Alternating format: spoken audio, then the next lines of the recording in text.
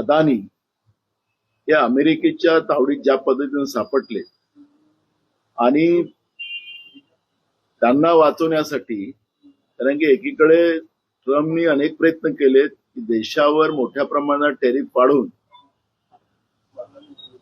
भारत देशामध्ये महागाई वाढवण्याचं काम केलं. मोदी जनतेच्या लुटीला घाबरले नाही, भारताच्या जनतेची लूट होऊ दिली.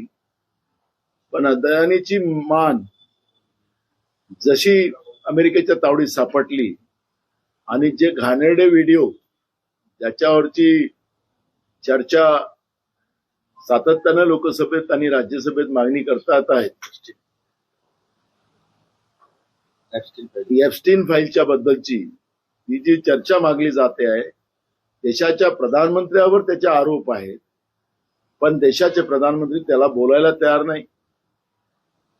अशा पद्धतीची चर्चा केली जाऊ शकत नाही असं स्पीकरच्या माध्यमातून सांगितलं जाते.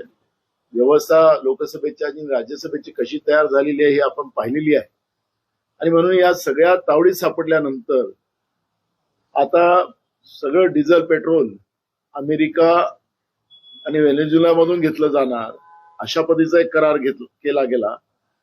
आणि अमेरिकेच्या बाजारपेठेला अमेरिकेच्या सगळ्या शेतीच्या मालाला आता भारतामध्ये आणण्याची परवानगी या करारामध्ये केली गेलेली आहे.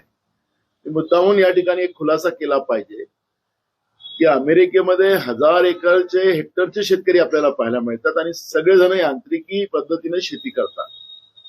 त्यासाठी अमेरिका सरकार मोठ्या प्रमाणात शेतकऱ्यांना, हजारो एकर शेती करणाऱ्या शेतकऱ्यांना मोठ्या प्रमाणात सबसिडी देतो आणि कमी किमतीनं शेतकऱ्यांना परवडेल अशा पद्धतीची शेती त्या ठिकाणी केली जाते.